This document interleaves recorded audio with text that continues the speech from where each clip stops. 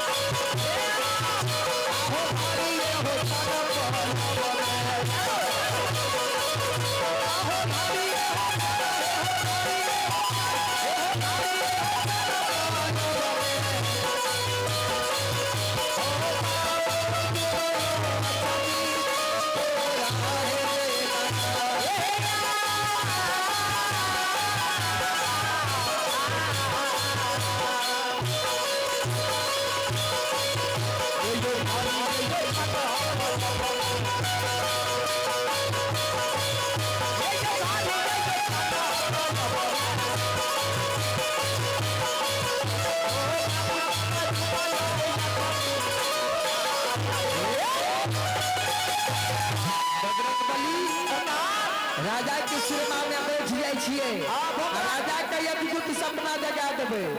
तब दुनू गोरा दिन से सतपुर तो चल गेबे। बैठो बजरंगबली बैठो। राजा हो सतपाली दुनिया में सतपार चले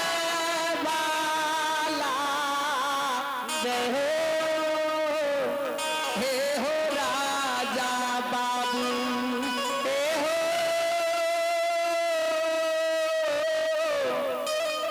राजा जी हे सत्यवादी हे जय गुरु पर तू सुरता के डाली धर्म के गोबर में सजा के लगने चाह। राजा जी राजा हो ओ गुरु पर राम बिगड़ गेल, लक्ष्मण बिगड़ गेल, रघुल के भगवान बिगड़ गेल।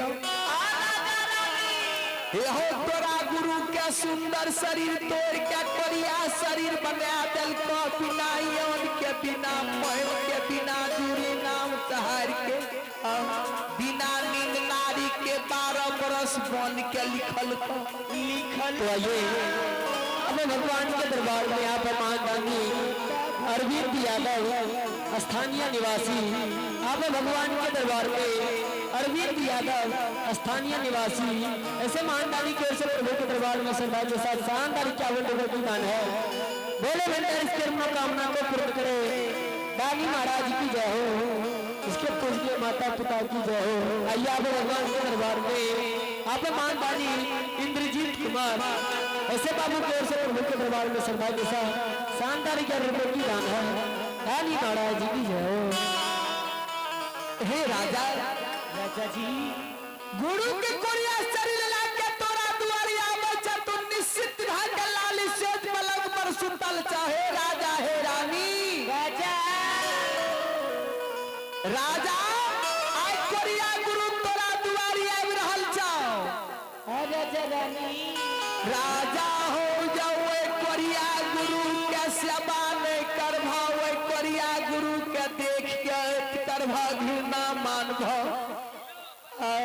राजा हो जो यदि कोरिया गुरु दुआर से चल जेता राजा हो सतबादी तो बुढ़ारियों देश में निपुत्रे रह जब बेटा या बेटी नहीं है तो ये यशनीतपुर राजा हे राजा जो यदि वो कोरिया गुरु के सेवा क्या लभ वो कोरिया के चरण में लौटभ जब वो कोरिया गुरु के कृपा जब भा देता तो जरूर जे तोरा अचमित में बेटा या बेटी है तो बुढ़ारी देश में और सुरता के डाली सुसार है तो राजा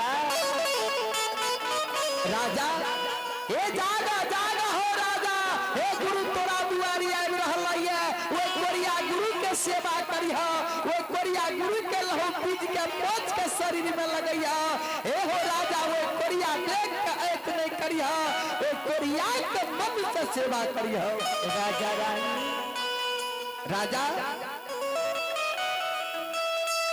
हे जागा राजा तोर गुरु तोरा दुआरी आबि गेल रहल छ आ नहीं राजा हो नहीं कोरिया के देख के ये करभ घृणा मानभ तो के आँख नहीं हो देखब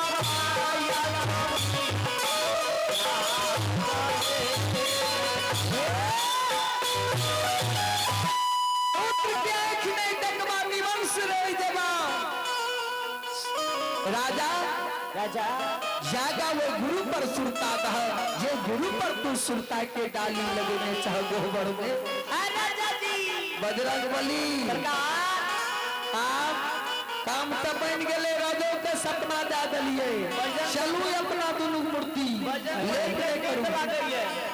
बजरंग बली हाँ सरकार यहाँ पूरा सुस्त कोनो बात दही चूड़ा नहीं मिलल या बजरंग बली के बाप रे भाई का दही चूड़ा के जमाना पहने रहे अच्छा सुचा दही चूड़ा मिले रहे भोर खाए तो 12 बजे रहते रहे तो कोई दिक्कत नहीं रहे आई कल भैया रेडीमेड जमाना एलिया पता न किए छला मुही चालू क्या दिल कहिए हमरा बुझे छे तो अशोक मानव कहे छे व्याह सम्मेलन में छला मुही चलल के सब लोग का पसोई लग गए चूड़ा दही के जगह पर छला मुही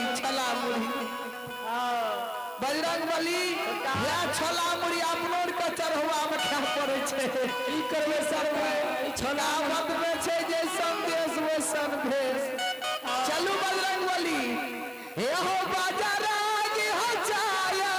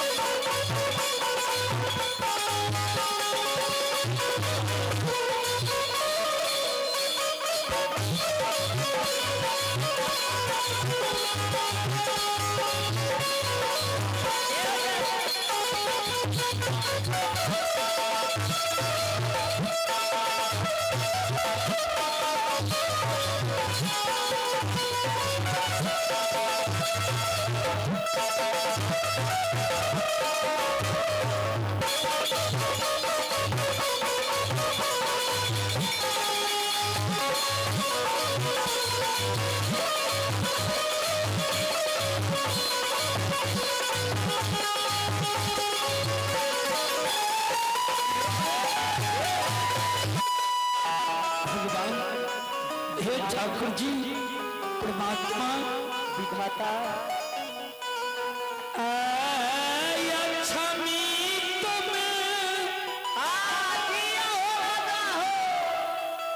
लाली से जपला पर सुतल रही विधाता। हे परमात्मा बड़ा आश्चर्य के स्वप्न है हम लाली से पलंग पर देख लो कि जे